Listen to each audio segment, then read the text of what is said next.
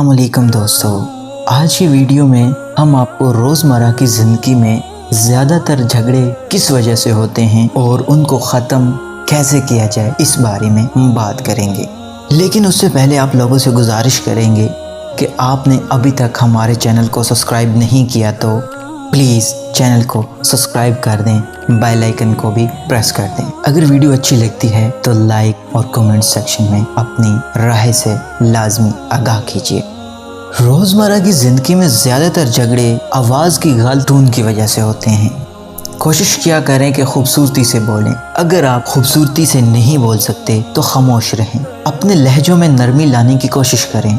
नरमी से की गई बात असर भी रखती है, लोगों के दिलों में आपका मकाम भी बढ़ाती है, जबकि सख्त लहजे में की गई बात को दूसरों की अना को भी जगा सकती है और मामला उल्ट हो जाता है। कोशिश करें जब बोलें खूबसूरती से, अच्छे नरम लहजे से बोलें। अल्लाह की रज़ा के लिए अपने लहजों में नरमी लाएं, क्योंकि नरमी करने वालों को अल्लाह पसंद फरमाता है। इसलिए कोशिश करनी चाहिए कि खूबसूरती से और नरम लहजे से दूसरे इंसान से बात करें।